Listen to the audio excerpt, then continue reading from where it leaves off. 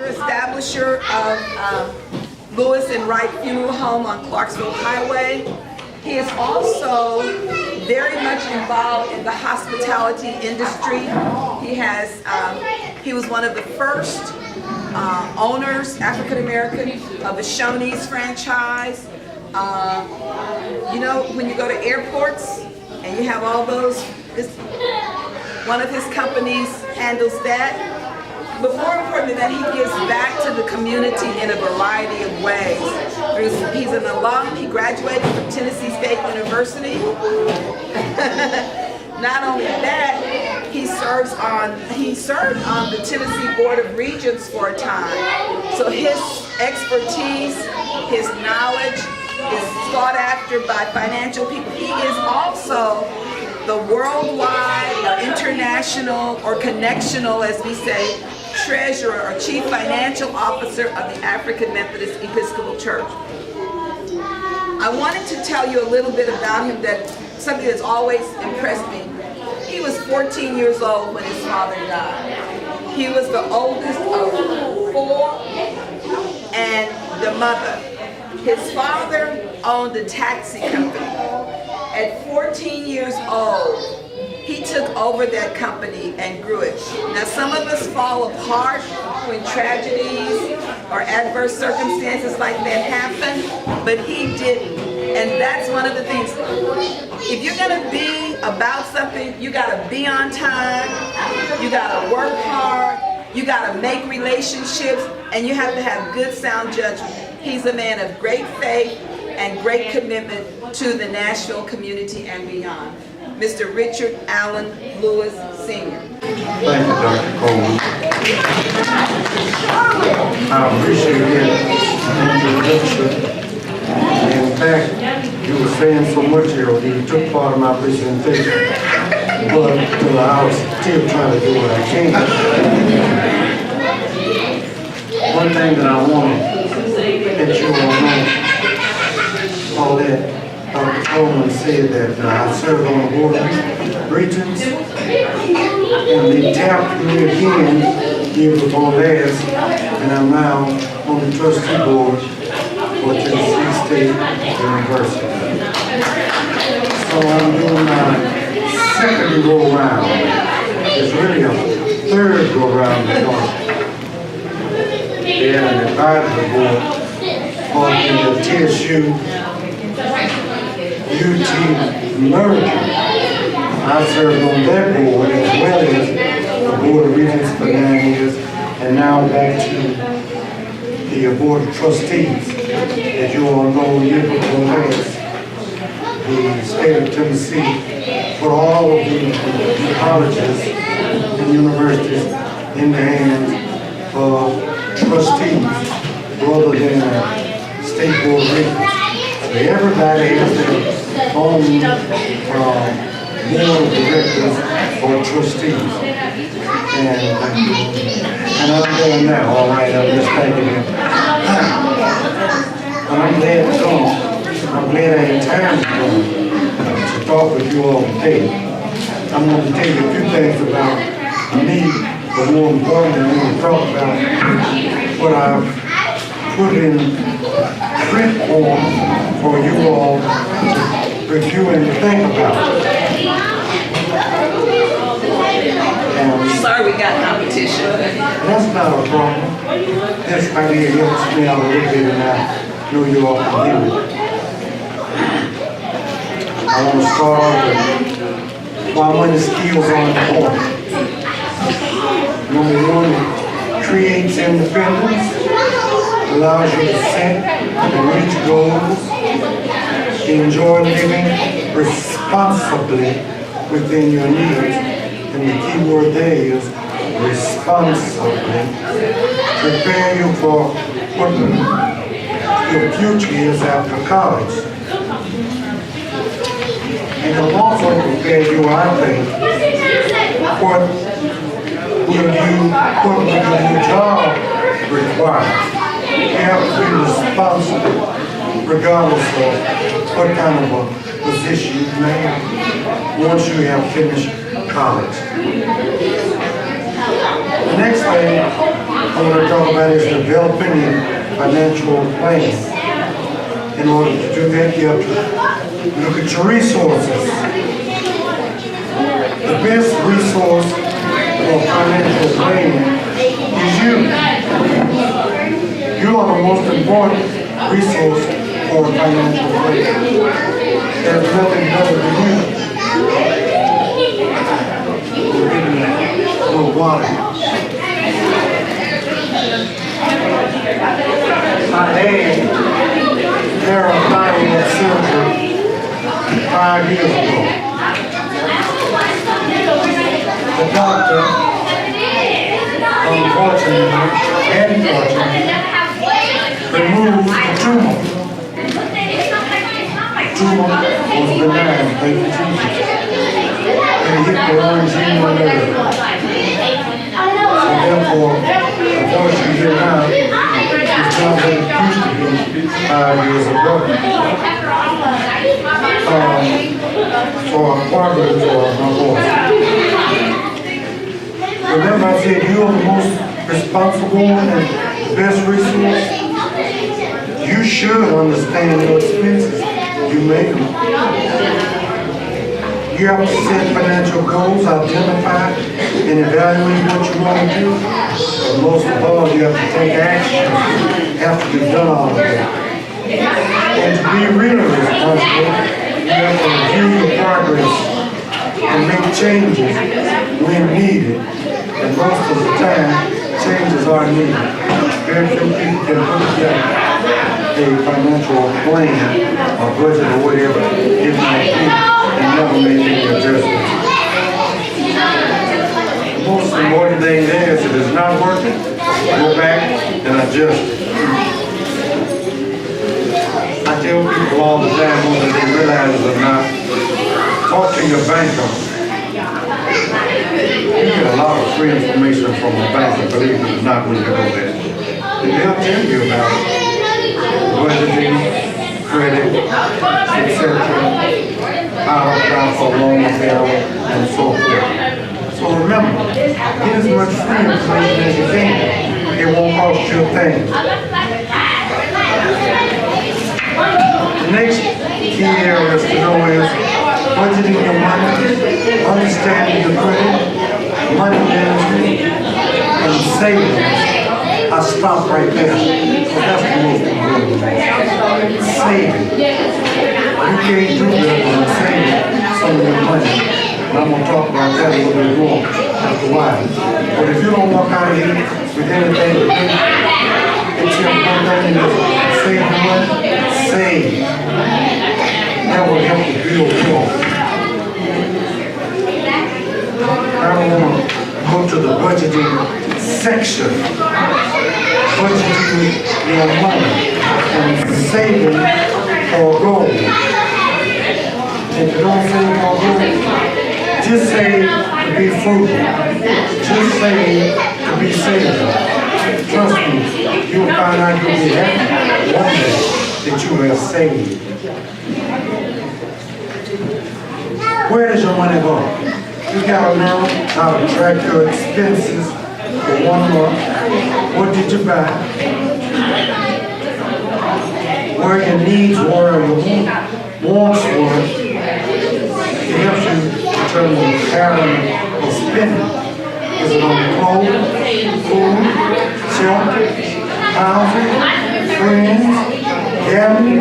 What are you doing? You gotta track what you do with your money. On the next page, we want to talk about our budget. Budgeting is supposed to help you live within your means and help you meet your expenses if you're part of your budget. It helps you once again to track your savings and your long-term and your short-term goals. You gotta always look and see if you're doing what you said you're doing or what you know it's necessary for you to do. And what does that do? It offers you a peace of mind. Worry is a waste of resources. Don't get worried.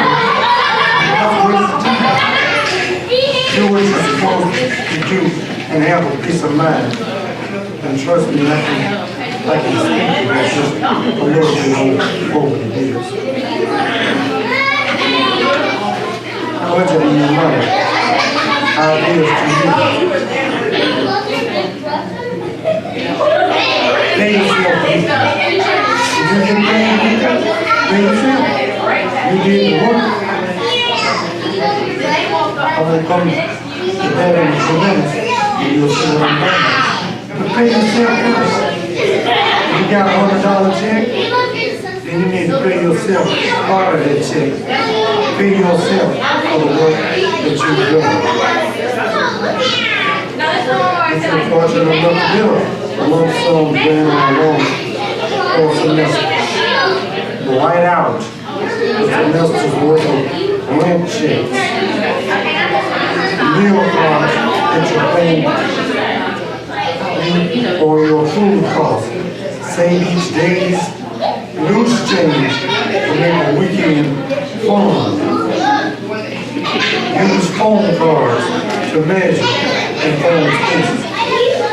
You know, that's kind of old man, y'all know that. Everybody's got one of these doggone things. But there's a way to save money with this. And you have to be responsible to make sure that you don't get the most expensive brand and don't wear it out.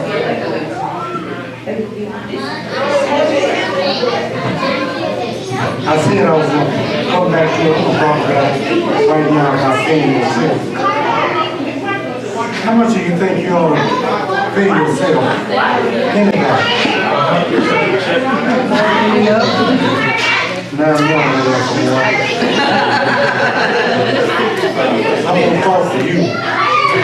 I'm going to give you all. You said pay yourself for the work, so you get the check. Yeah.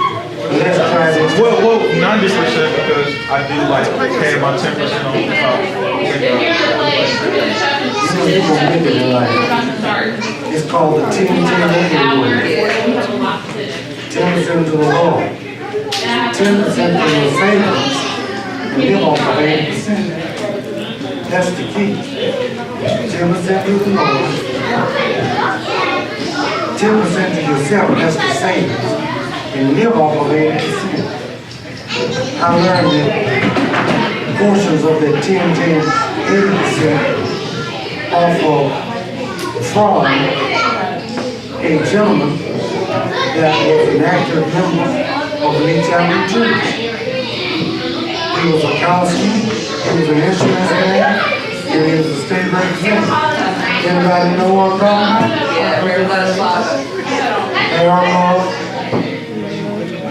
Senior is the one that taught me that. He didn't know he was teaching. He was by himself. In fact, it was Harold Love Senior that caused me to be a banker.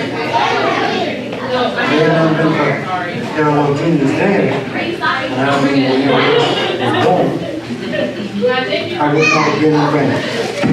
So we're going to come back to that 10-10-80 again in a few minutes, because that's very important. Creating a budget to meet your goals is the next page. Estimate your income versus your expenses. Estimate future expenses, what you think you might have to pay. Factor in change, new situations, conditions that change your expenses. Set your money aside to meet your goals.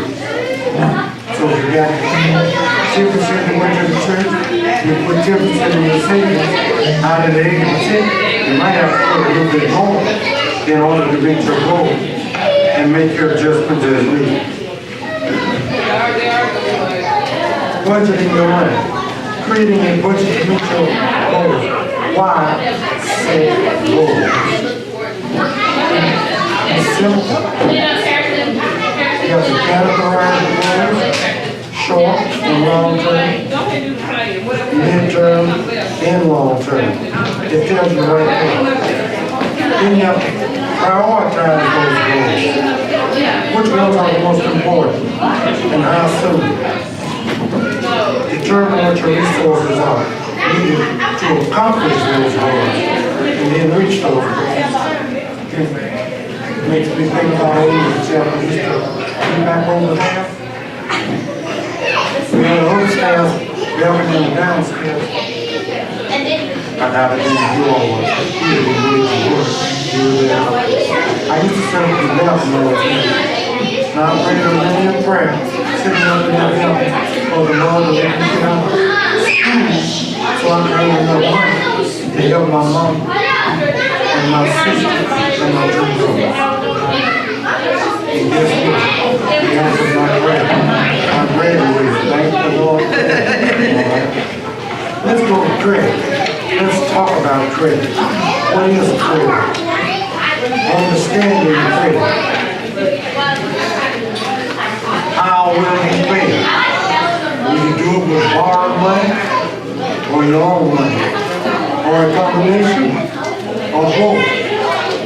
Credit. A nice definition. An arrangement that allows consumers to buy goods and services now and pay for them later. I ain't talking about paying for them 100 years from now when you be dead and gone. And I'm not even talking about a house at this moment. But it can be about a car. It can be about your college tuition. It can be about something that you need, or you and your spouse, or your sister, or your brother, or your mother, or your father. So you have to have your credit. There's nothing more important than having your credit. Nothing. The next best thing to having your credit is saving. So there's two things I want you to do without thinking about it. You got to save your money, you got to have good credit. Excellent credit. Do not, on the outside, mess up your credit. Do not get in too much debt to where it affects your credit or your credit score. Savings and credit. Credit. You can use the credit card to purchase. You use it for a finance charge. That's right. For interest until the purchase is paid. Watch that. They all heard it. You got a credit card, pay it 5 days before that. That's the personal thing that I like to pass on to you all. Anybody you want, pay them 5 days before that. You'd be surprised what they do for you later on in life, or in life right now. 5 days in advance. Nowadays with this snail there, it takes 3 to 4 days to go down. I had a man tell me he put me a check in the mail 4 days ago. Today is Saturday, check still ain't got to me yet. Oh, the check's in the mail? Give yourself time, 5 days. Christmas time, 7 or 8 days. Do it in advance. That credit being paid in advance will eventually affect your credit score. And if you go to a bank, you can tell your bank, look at my payment history. I've always paid in advance. Well, I talked about credit score a little bit ahead of myself, but you all can read that about credit and what a bad scam is. More importantly, what to pray. They really don't talk about it. But you must stay above 700. Or go to the next page. Don't get over your head in the way. Credit card is one hand fast to use. And you have to do something about repaying it. So it is a loan. It must be paid back in full. Don't ever get that. Never, ever forget paying and paying back in full and paying 5 days for everything. Go to the next page. Once again, I jumped a little bit, but at the bottom of the page it tells you 620 you're high risk. 620 to 699 you're okay to a good risk. 700 or above, you're in good shape. If you don't want to know anything about your credit, these things right now tell you everything. Go in there and find out where you are. And I heard that checking your credit score can lower. So how often? Too much. Checking it too much. So what's too much? Like checking it? I'm going to be honest with you. I would not want to mislead you. How it is the banker or a credit card company. If you check it every day, every week, I know that's too much. Maybe even every month. I would say every 2 to 4 months would be a reasonable length of time. But when you check it, have a reason to check it. Don't be checking just to be checked. Have a reason. Yes. You can go on creditkarma.com and check it for free. And I think you can check it often too without it affecting your score, I think. Thank you. Thank you. When they asked me to speak that again, I had to know everything. But you see, that's what I've been blessed with all my life. I was never the smartest man. I always surrounded myself with smart people. If you don't believe that, ask Dr. Coleman. She's a smart lady. All right? Now let's go to talk about maintaining good credit. Only use as much credit as you can comfortably repay. Don't borrow $1,000 and obligate yourself to pay $15 a week, and you know you can't pay for $5 a week. That's an example, right? Paying your bills on time, once again, I said 5 days in advance. That's a personal thing, but that's a good thing if you start out while you're young and keep the habit up as you grow older. I've been on both sides of the fence. I've been late and I've been in advance. So I know what bad credit can do for you. All right? I just wanted to say, one of our pastors said, slow payment is as bad as no payment. So don't be late. It really, I don't know how many points, but it does affect your credit. And then another thing, some people have the attitude that if they use their credit card, they want to pay it when it comes within that month. Sometimes that's not possible, but they don't ever want to have to pay interest. And if you know your balance or look up your balance and pay it 5 days in advance, you don't have to pay that interest too. So that's another way of doing it. So let's go to the next page. Understanding interest rates. The best way to understand it, once again, go online and read up on it so that you will understand what non-installment credit is, what installment credit is, and what revolving credit is. It's important. Once again, when you pay in advance, you don't have to worry about that high interest rate. Credit card interest rates are the highest there is. That's why you need to always pay that credit card 5 days in advance. That's the highest. Normally, the least expensive is a mortgage loan. That's where you get your best rate. Unless you just happen to be in business and you can go to your bank and they can give you the discounted rate, all right? Next page.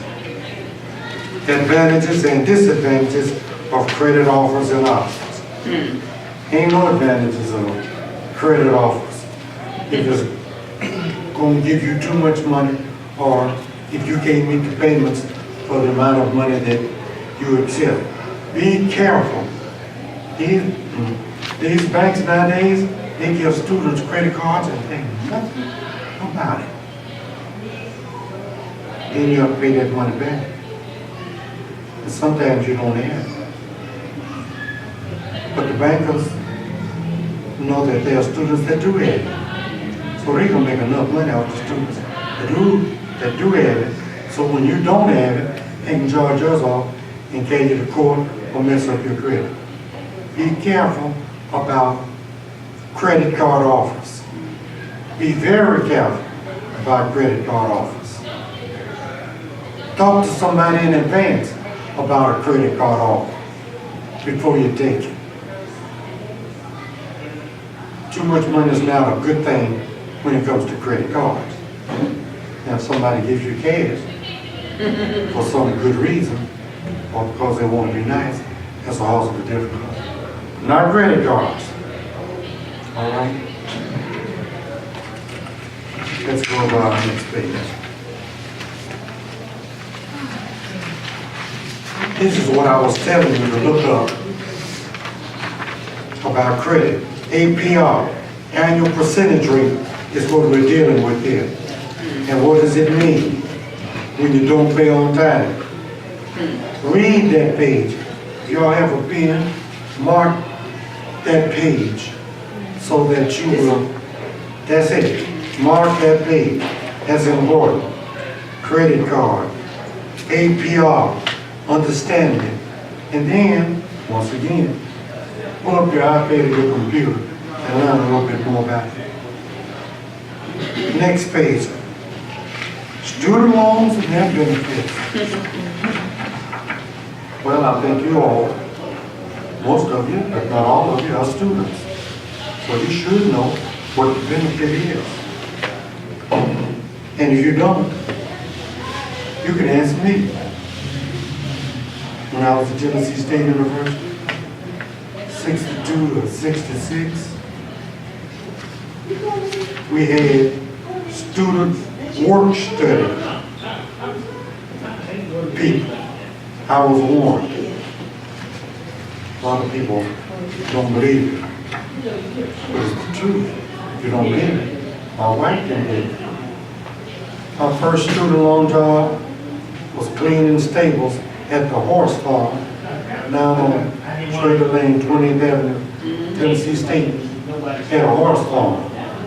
And my cousin, uncle, he managed a horse farm. 2 hours a day, 7 days a week off every other weekend. Just cleaning the stables, you know? Cleaning the stables. Cleaning the stables. Cleaning the stables. 2 hours a day, 7 days a week.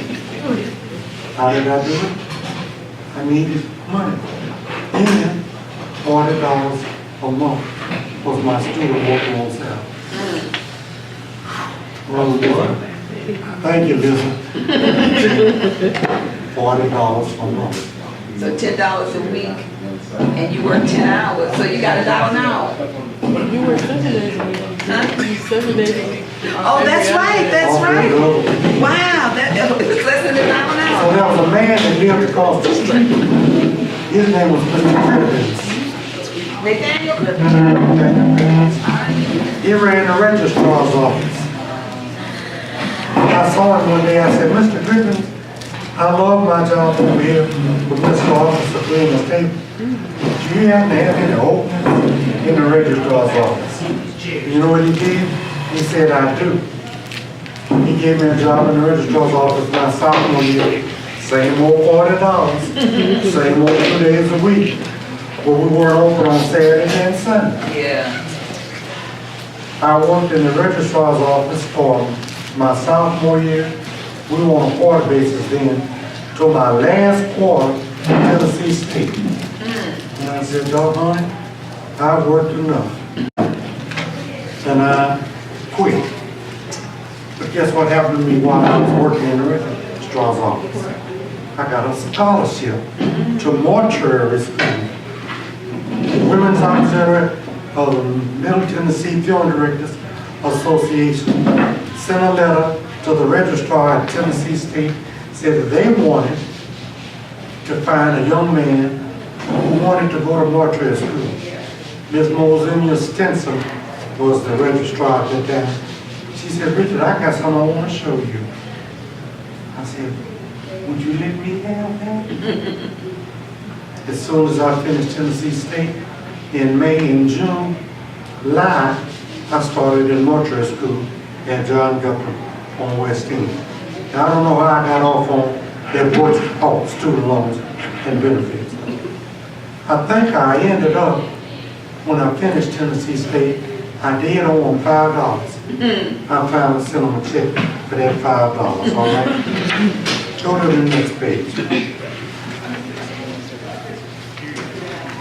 This one talks about decoding credit and choosing the right credit card. Starts with comparison shopping. Do that. Check it out if you don't already have a credit card. And do that if you have one, because you might get a better deal on your credit card with somebody else. The next page talks about being smart about credit cards. Yeah, being smart and being careful too. Once again, it's important to make sure that you have the right credit card, that you don't go over your spending limits, and that you pay them on time and before. And the next page talks about money management. It is never too late to start managing your money. I'm saying that to you now just in case you haven't already started.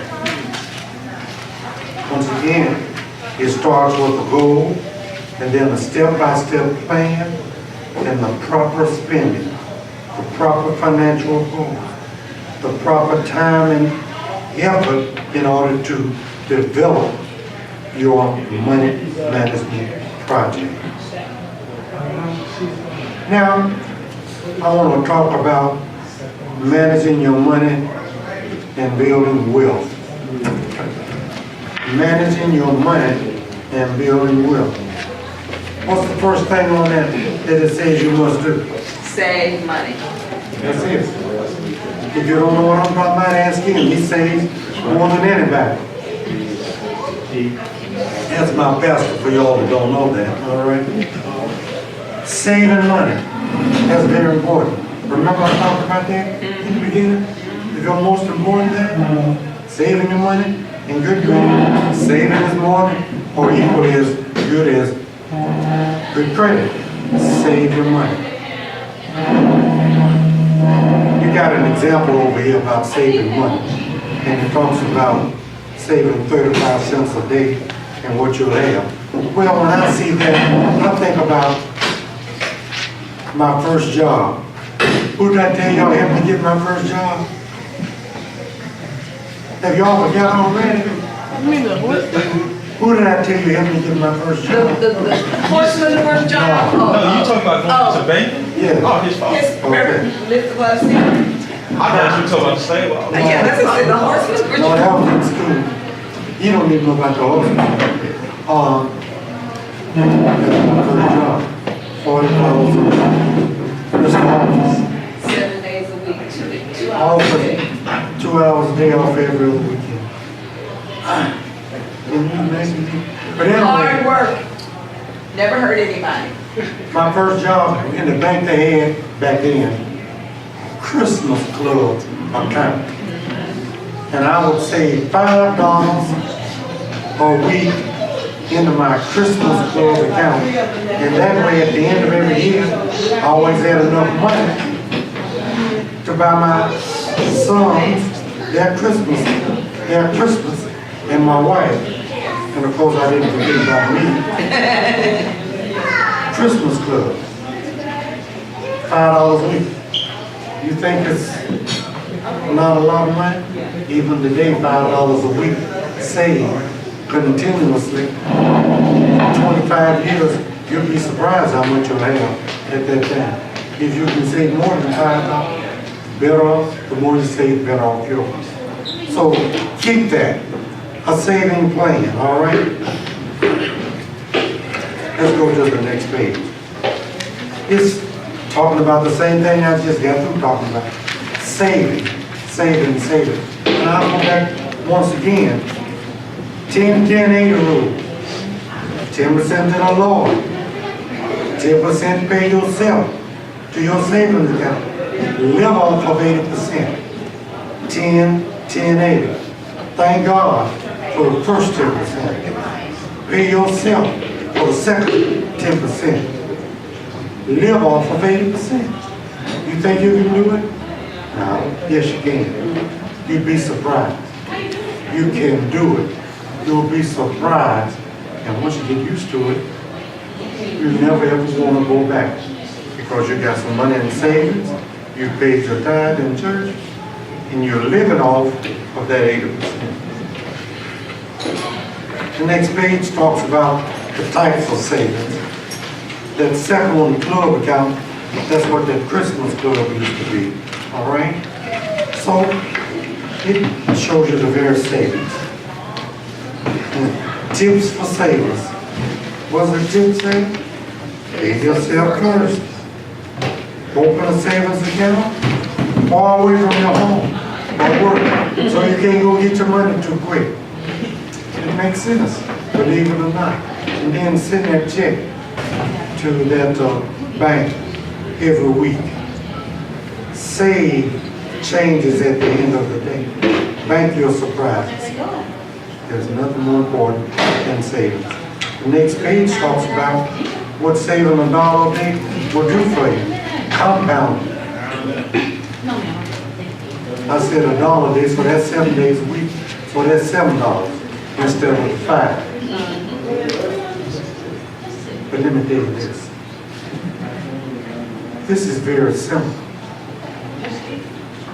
But I know, and you know that I know, that you can save more than $7 a week now. You know, and I know, that you blow more than $7 a week now. I was good though. I did what I had to do. So don't forget it. No, I got, you did. So do it. Open that savings account somewhere. Other ways to save. Well, you can apply for a scholarship, or you can have cheap housing. I was coming out 28th the other day, and I looked over to my left right there, Centennial Boulevard, John Muir Boulevard. They've got houses, about four floors of housing. I think that's student housing, but Tennessee State, isn't it? If I'm not mistaken. 28th Avenue. Anybody know where 28th and Jefferson is? Can you turn to your right and go one block? All that housing on your right hand side? That's Tennessee State University's house. The Ford complex or something else? No, those houses, four stories. No, That's where students live. You didn't know? The what? You said turn right, Yes. Go out on Jefferson. right? Turn to your right on 28. Go one block. You mean the villa? The villas. Oh. I don't think It they is don't not. own that anymore. They sold it. They sold it. I didn't realize that. The only reason I brought that up, I thought about Florida A&M. They had houses like that in 1963 when I was down to a football game that the students used to live in. We stayed at Anchor Hall, Hale Hall, Clement Hall, and all of those halls out there that they have out there that were student houses. In Florida, they lived in those villas that built. I thought it was student houses. Well, turn the page and let's go to, get off there. Let's go to 10 steps for building wealth.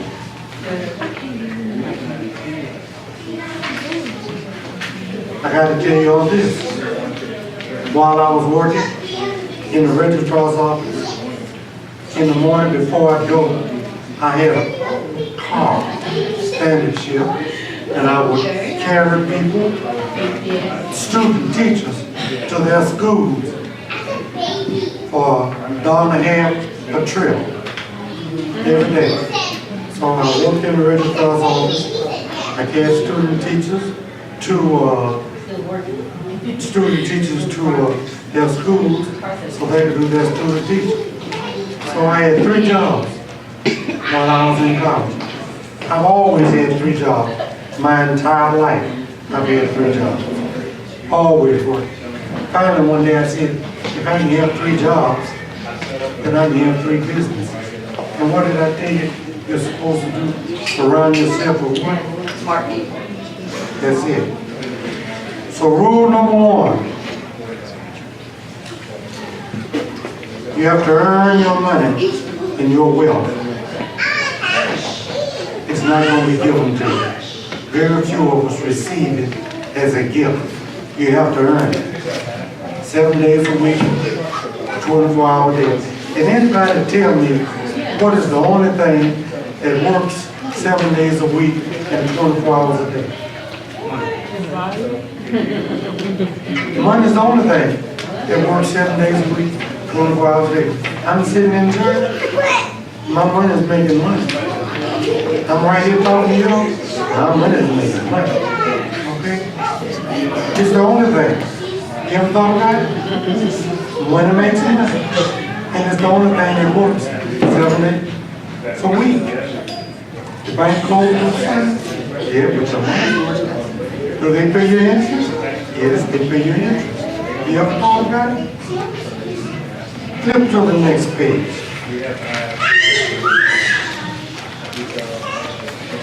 Once again, it says you have to earn your money. Most people earn it by getting a job, having a job. But you have to be prepared for the job when you go to the job. Some people don't dress right when they go for an interview. You gotta look like something and somebody. You gotta look like you want to work at the place where you want to work. Unless you're in a coal mine, and I don't think they have any of those around there. But you have to look like something. Always remember that. Blue jeans ain't it, and tennis shoes ain't it. And flip-flops, definitely. And Lord have mercy. Don't even think about it when you got flip-flops on. Number 2, that starts talking about hustling and doing projects to make money. What that thing I did? Drove student teachers to school in order to have money, extra money. That's the way I need it. To start out with 3 jobs, always. Go to the next page. What does that number 2 say? You need to save until it hurts. You're getting a kick off of that saving, aren't you? You've never heard save, the word save mentioned so much in one setting in your life, have you? Or have you? Save. Save. What else you gonna save if you don't save your money? Save your money. I had an attorney, a mentor, and that was his favorite word to me when we would see each other. How you doing? Fine. Save your money. Save your money. See you now. I'm gonna jump up in the church while you one day holler, save your money.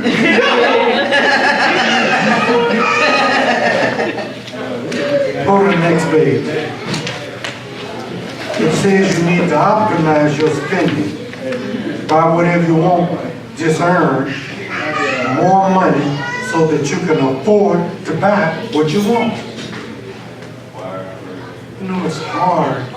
Patience. Patience is something. It's hard to have patience, but you must have patience. You need patience in order to save, to get the things that you want in life. My first house, me and my wife saved.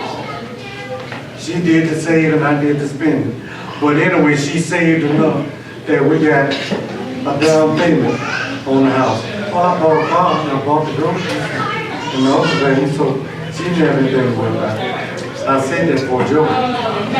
My wife is the saver in my family. You know, they tell you, sometimes you marry up. Well, I married up. My wife knows how to save some money. In fact, she can dig up water and make it last all week long.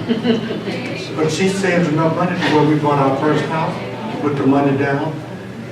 I can't remember what my house note is now, but I know my house note then was $64.55 a month. Wow.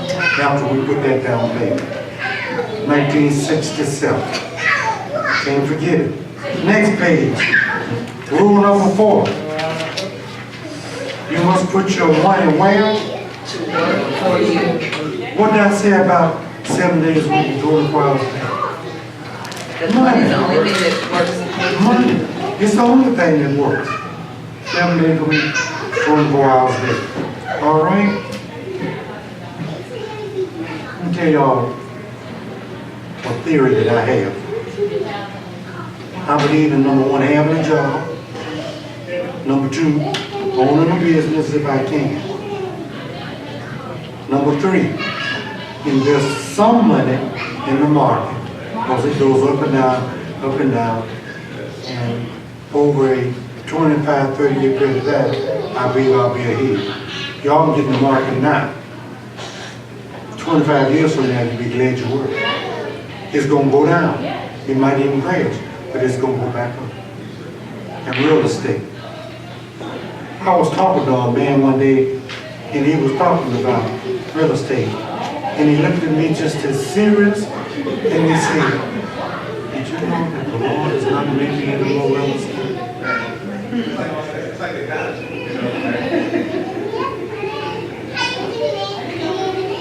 Is it? Is the Lord making any more real estate? If any of y'all can show me where it is, I'm buy some more. But remember that, that's my theory. Work, own, invest. Let's go to rule number 5. Oh, I've already told you all that. You need to marry smart. I was not only was I smart, I was blessed. A lot of times people think about being smart. It ain't all about being smart. It's about being blessed. I was going to say, Brother Lewis, can you tell them what the number one cause of divorce in this country is? Money. It is. Spousal fighting over money is usually the number one cause of divorce, because especially if you throw children into the mix and bills are tight and money's, you know, I mean, I know couples that one spouse or the other or both didn't prioritize. They would still spend money, you know, credit card. You should talk about credit cards. Prioritize. That was Yeah. back in there, wasn't that then? Didn't it say prioritize? You got the right word. Let's go to rule number 6. I have Yes. a question as well. Sure. I also, like, is it true that when you marry a person, you also marry the debt as well? So, like, you'll pick up your student loan? Yes. Let me answer you this way. Is the Pope a Catholic?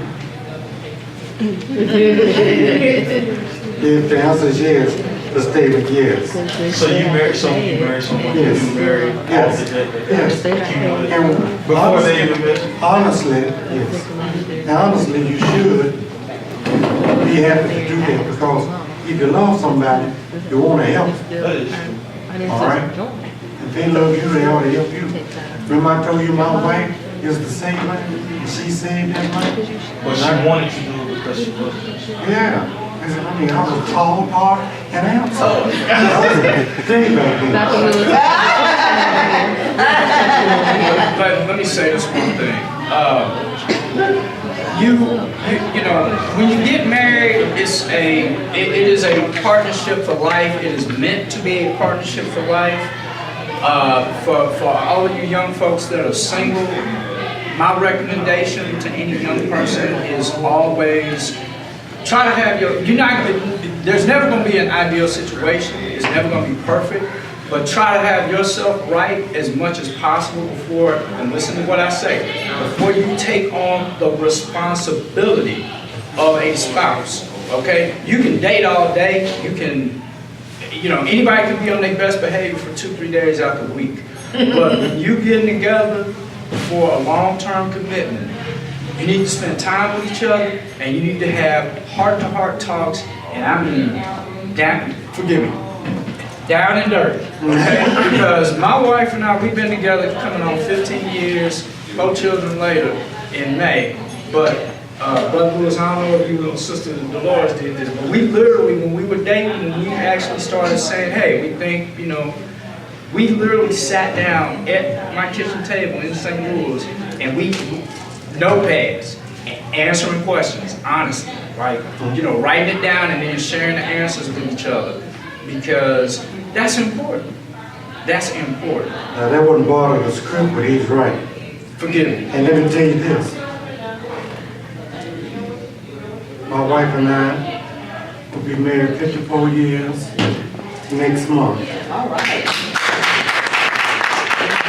And I won't be at my pastor's wedding because I'm going to be on a cruise with her celebrating our 54th. We take a cruise now. Every year about this time, and as much as I love Reverend Love and his to-be wife, I ain't canceling my cruise. And remember one other thing. You talked about what you and your wife did. I can't tell you what I did 54 years ago. I'm lucky if I tell you what I did yesterday, right, frankly. But you're all right, and I hope you all think about it. Let's go to the next rule number 6. I'm sorry, darling. You're fine. So when you get married, I guess I don't understand, how do you take on somebody else's debt? I understand, you're married and you have joint accounts, but, how do you take on their, When you go to the credit bureau, they don't ask you if you're single. They ask you if you're married. And if you're married, your credit is based upon not only you, but your spouse also. So how do you take it on? Wait, if that person were to die, your spouse, you would be responsible for that credit. If you've been married for at least a year or so. But it's not like y'all are married and it's okay, well they're not paying this, so you have to pay it right now. It's if they were to die, then you... No, it won't be that big. Oh, okay. But you need to make sure, since you're not married, obviously, you need to make sure you talk ahead of time with the person that you date. Say, now look, we're through with the sex, let's talk about the business, okay? There's 2 sides in every marriage, all right? It ain't all about sex, okay? It's about business. There's a business side to a marriage, and you better think about that, and your spouse better think about that, and you better talk about that, and be serious about that. There's nothing more counseling. I can't imagine a minister not telling you that if you go to marital counseling before you get married. That's equally as important. Go sit down with your pastor or a counselor before you get married. Now I want to go to Rule 6. I love Rule 6. It's very important. I live by Rule 6. Everything I do is based upon Rule 6. All right? You have to make sure that you always try and minimize your taxes. The first one, no matter your income level, you always need to be thinking about how to minimize your taxes. And the last one, if you don't give up your wealth, you don't want to give it up to the government, then taxes should be near the top of your mind when making money decisions. Well, Uncle Sam is going to get his part, and your spouse's part, and anybody else's part. So therefore, don't give Uncle Sam all your money. Know what your options are when it comes to taxes. And if you, I don't know You know, they got the long form and the short form. Well, it's worth spending $50 or $100 or $150, $200 to talk with somebody that is a specialist in the short form, and the long form. Brother Lewis, because you're an established businessman, do you have a firm that handles your taxes? Is it somebody that you would recommend to, like somebody like myself that's burgeoning? Because right now I go to Hoskins. Hoskins is good. Okay. He does some work for me in 2, 3 different areas. Hoskins is good. And yes, I have somebody in addition to Hoskins. Yes, sir. All right? You know, they say if you go to the hospital and you're sick and your brain needs an operation, you don't talk to a podiatrist. All right? You talk to a brain specialist. You got tax specialists, and you got what I call bookkeeping specialists. For the average person, you won't go to a regular bookkeeping specialist. But if you know somebody's a tax specialist, talk to them too. It's important. And if you don't know who to talk to, ask somebody. Ask your banker. What did I tell you about it? Yeah. You're going over that, didn't it? Free information. Bank will tell you a whole lot. They got customers that they can refer you to. Kraft CPAs is a fixture in Nashville.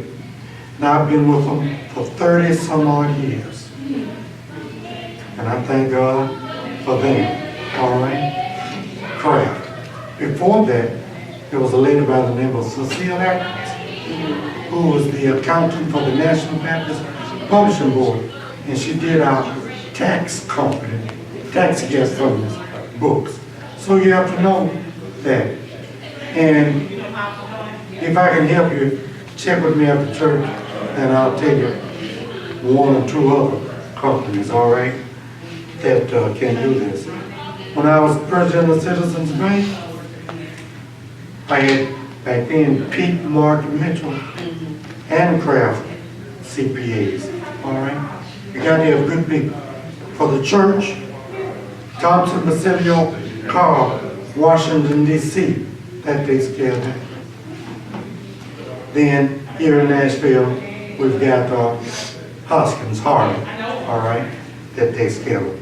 Let's go to number 7. It says, insure yourself and your family. All I told you, my daddy died when I was 14 years old. But what brought that didn't get you? Because she didn't know. 1959, my daddy only had a $4,000 insurance policy. He didn't believe in insurance. He believed in putting it in, having it in your pocket. All right? But he did have $4,000 insurance policy. And he did take out credit life insurance on his new 59 Cadillac. So when he died, it was paid for. But before then, he'd already paid for his house. He paid for his house in 10 years. Same house my mama lived in, that we still, family still owns. Insurance. I'm insurance poor. Harold Lord's daddy sold me my second insurance policy. North Carolina Mutual. All right? That was my second insurance policy. A man by the name of Willard Bowden sold me my first. I believe in insurance. When I was president of the bank, if I loaned you $100,000, I won't talk. Do you have insurance? And who is it payable to? So if you can't pay me this money back, sign your policy over to the bank. I ain't taking no chances. Yes? When were you president of Citizens Bank? Clyde Bond. B-O-N-D? Out of Somerville? Is that East or West Tennessee? West. You know I know. We served on the board of regents together one time. Yes, I do. Is that one of your relatives? Yes, my grandpa. Really? What's your mama's name? well, my mom, her name's Patricia Baum, but who's married to Gladys Baum. That's my grandmother. Small world. Yes, I know. So anyway, hospitalization insurance is what's more important. And life insurance. Get the hospitalization first, buy term insurance until you can afford to buy whole life insurance. Hospitalization first, term life, then whole life. Number 8. It says you need to take care of yourself first. So what does that mean?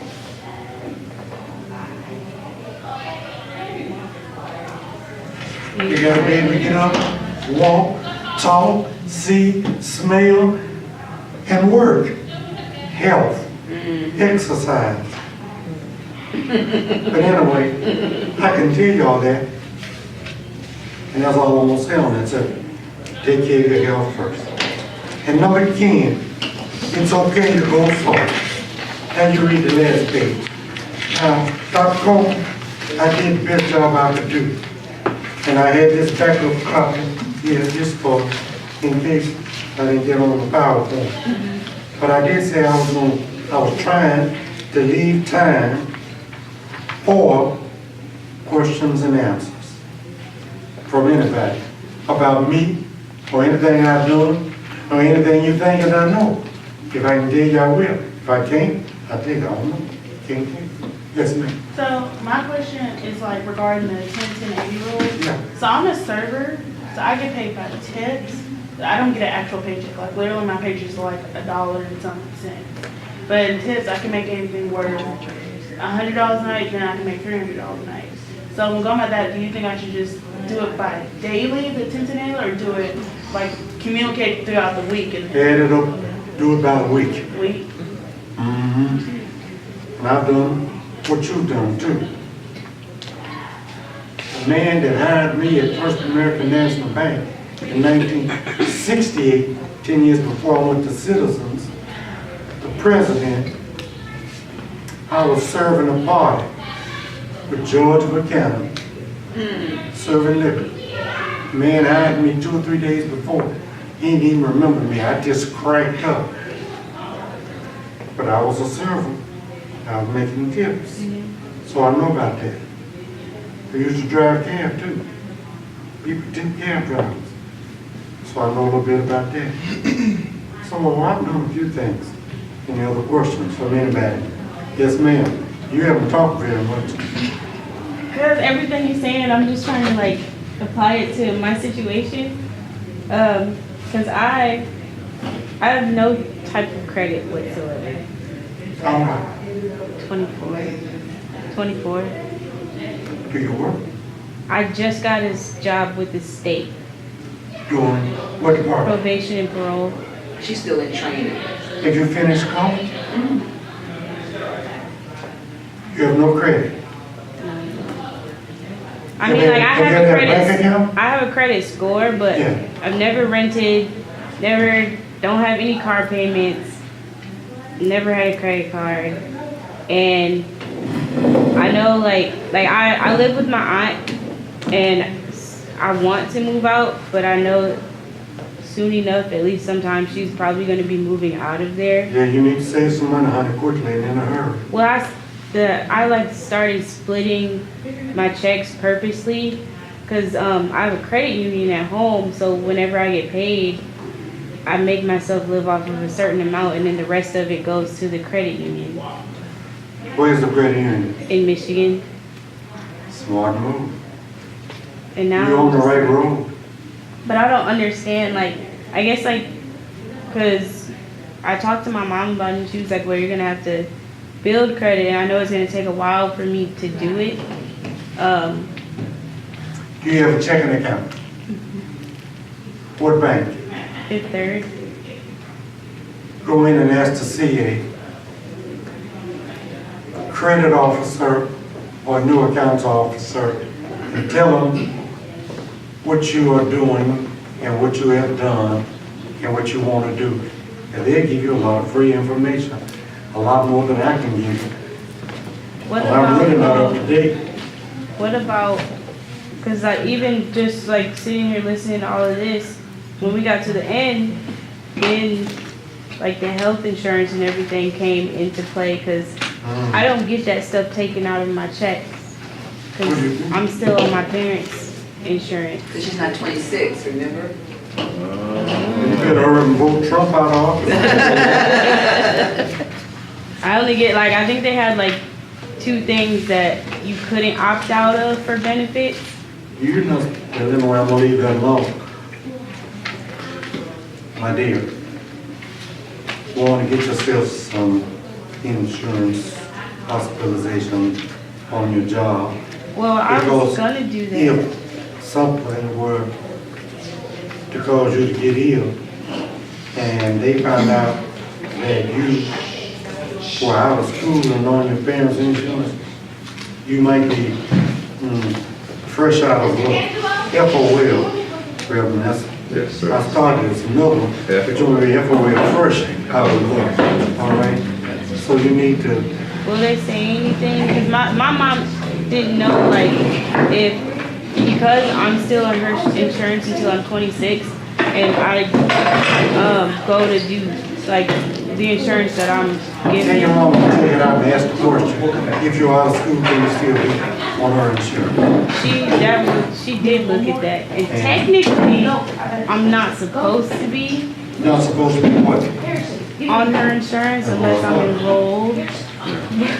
Well, then that's what I would suggest to you is that since you are starting a new job, it may be best to go ahead and get the insurance through your job, because you can probably get a better insurance because it's a government entity you're working for. And she's working for the state. And life insurance to go along with it. Correct. And you go ahead and take care of that now, rather than, let's say, you're 20, what? 24. So let's say you go off your mother's insurance at age 26 on your birthday. What you don't want to happen is you're going on with life, doing everything and working, and you forget, right, to sign up for your health insurance because your job may only have certain periods of enrollment for health insurance, and you forget, right, to do that, and before you know it, something happens in the gap period between you remembering to sign up and then you know, and I'm speaking from experience because I was in graduate school, the law hadn't passed yet for the age change to be extended to 26. It was around 22 at that time. And I was offered the opportunity to sign up for health insurance at Vanderbilt as a student. Did not. Lung collapse. Taken to Metro General. Surgery. Bill in the mail. A big one too. A big one. Do you go to church? Well, it's important now you understand why you have such wealth in a pastor like Harold Love. You just found out something.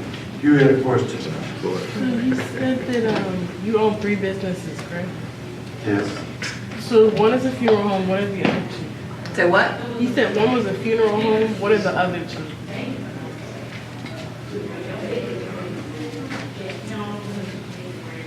One of the things that I try to do is to keep a low profile and smile all the way to the bank.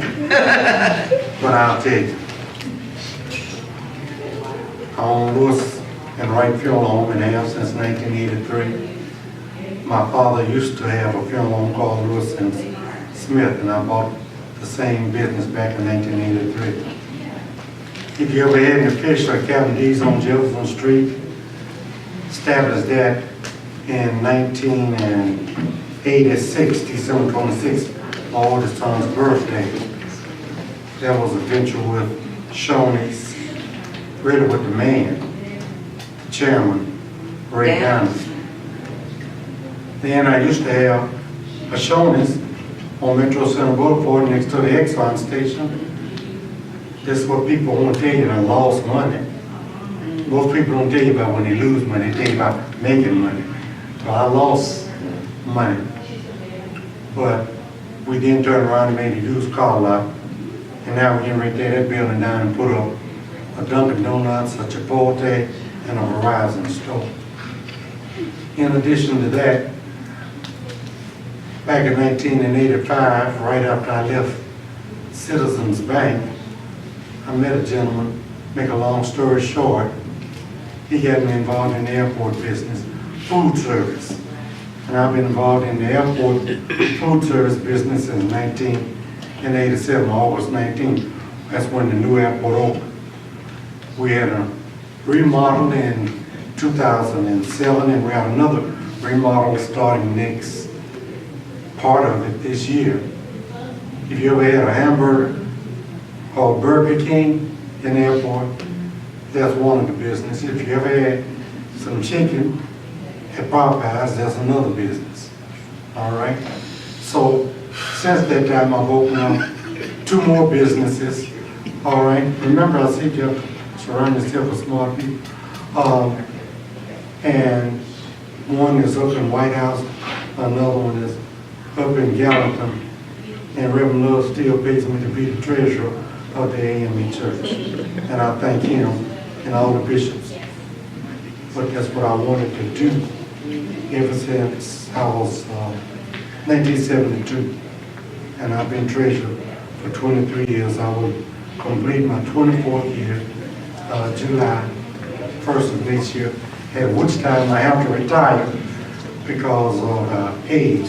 I'll be 75 this year. And I just told everybody why I wasn't going to be at your wedding room. Oh, yeah. All right, so they would understand. Brother Lewis, you said something very key, and I've actually talked to young people about this. If y'all notice, he's constantly meeting people that's putting him on. Can you just talk real quick about networking? How does a 20-something-year-old meet a mentor or meet somebody on the level that can get them involved with, you know, like you said, side hustles or legitimate business ventures, investing, whatever? Good point. Y'all heard me say that today more than once. It's a blessing. Being at the right place at the right time or talking to the right person. Church steps. Representative Love, Councilman Love, I'm looking for a job. I finished college and I need a job. I know all 3 presidents. I'll call to get you an appointment. First one canceled. The second one I met, his name was Andrew Benedict. I went to work for First American in 1968. Cleaning them stables. Mr. Crippens living across the street. Hey, Mr. Crippens, don't you run the registrar's office? Yeah. I said, I love Mr. Officer, but I sure would like to have a job in the registrar's office. Okay, son, I guess I'll get you over there. In the registrar's office, Miss Stinson, Mosenia, new registrar. Richard, I got this letter here I want you to read. Women's Auxiliary, Milton Seafaring Association, looking for somebody who want to go to merchant school. They all knew I wanted to be, oh, that was another job. They all knew I wanted to be undertaker. I was making funerals for a man by the name of K. God. $10 a funeral. Every time he would call me. What did you do? Drove car. Oh, okay. So that was a third, sometime a 4th job. So, met a man by the name of Jim Willis Bowden, Mr. Bowden. I told him about, he sold me my first policy, your daddy sold me my second.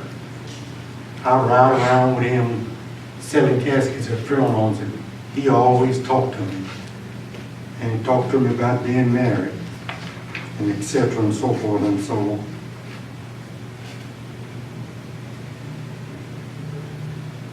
Love sent me to the bank. Got to the bank, Love was on the board of Citizens Bank.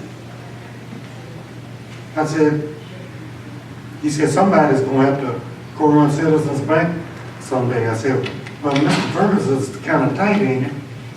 So we needed a parsonage for the pastor. So I'm a little young, upstart, 2-year-old banker. I get with Mr. Walter Sweat, the treasurer of the church. We go see Mr. Ferguson. That's when I met Mr. Ferguson. He loaned us the money for the learning center there, which is the old parsonage. And Mr. Ferguson. Mr. Ferguson told me about Mr. Boyd. Mr. Boyd was one of the largest shareholders in the bank. Come to find out, Boyd and my mama and my dad and his wife were all friends at TSU.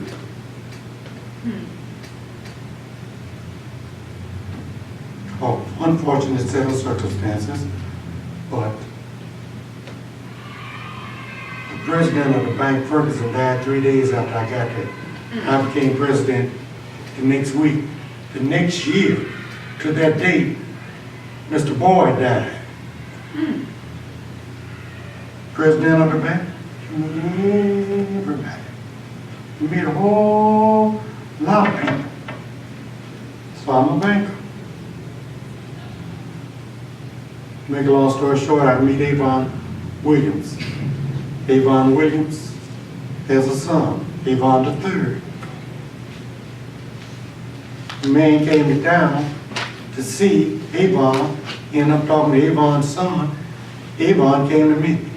He said, I want you to help me on this venture. I'm at the airport now. Talk to him. That's how I got into the airport. People. Love, Ferguson, Boyd, Avon. Being president of the bank, you get to meet all these people. And I met all these people. All these people over time. The most important thing you can do is sit and listen. It's all right to do some talking, but listen. Mr. Lewis, I want to follow with what Brother Walker said, emphasize this to the college students. What you have told them, from my estimation, comes from realizing the resources around you in this church. I don't want you all to miss out on this situation. There are many more resources in Lee Chapel than you might know. Former Commissioner Keys of the Veterans Administration right there for State of Tennessee. You never know what kind of insight he might be to give you if you have an interest in going into government work, right? Or if you want to work at the VA or whatever it is. We have a slew of lawyers here. I mentioned this morning before we went out. And I've already talked to Amy Willoughby Bryan, I'm talking to Spruill, and also talked to Dr. Blackshear about having a conversation with you all about investing in wills and estates early on, or if you want to pursue a course in law, just get those folks. You have the treasurer of the AME Church as a member of your church, right? That's not a common thing, right? There are persons, former general officer in the AME Church, and so involved with NOAA. I'm saying there are resources in this church that is one of the reasons why we want you all to stay after service sometimes, just to be in the midst of a conversation. And it's all reciprocal. Because my exposure to the AME Church was greatly impacted by the treasurer saying, I want you to come and see all about this church that you are going to be pastoring in from a financial perspective. Right? So I would just advise you to, when you see these members, right, just casually ask them, what did you do? What do you do? Any insight you can give me in the direction for my career choice, because you have an advantage that other people won't have because your affiliation with the church get you an automatic buy-in with it. And Gladys is your grandmother. Thank you.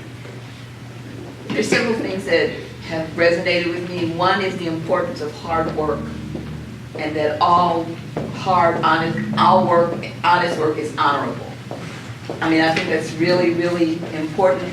The second thing is the power of networking and the importance of you don't have to figure it all out by yourself, and the importance of not being afraid to ask. The only thing people can do is tell you yes or no. And then I think the third thing is to leverage whatever contacts or whatever access you may have. Before I leave, and that's what I'm getting ready to do, I want to know everybody's name and where you're from. David, Arizona. And you came to TSU? Well, so it's a longer story behind That's all right, but you're here. Yeah. David, David. you got a last name? Johnson. Okay.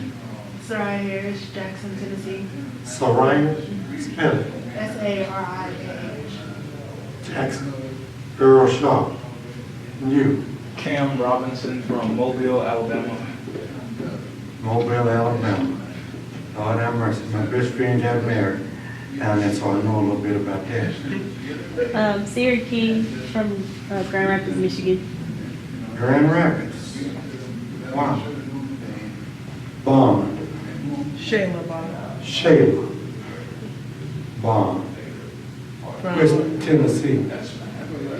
What's that city? Well, they're from I forgot the city they are from in West Tennessee, but like, so Gladys Bond's my grandmother. Her son Clyde Bond Jr. I'm his daughter, and they currently live in Texas. Is that You where Clyde's daughter? This is a small world. Clyde, come on. Hello, I'm Miriam Musa Williams and driver's granddaughter. I'm from Washington, D.C. It's good to be a granddaughter. Cleophas, driver's granddaughter and driver's granddaughter. Thank you all for letting me come and to share some information with you today, and I'm glad that I had the time. I had a funeral service going on, but I had 3 people down there to handle that. Burial's not the Monday, and I'll be at the burial, so I sneaked out, came on over here to let you out. I don't get a chance to do this too often, and I don't get a chance to do it with young people. And I got a couple of philosophies that I live by, and one of them is you make a life by what you give, not by what you get. So this was an opportunity to give back to my church. And Paulette, thank you. Thank you. Wonderful. I'll see you all in the church. Thank you. Bye. Thank you all. Did you have any extra handouts? And I know why this is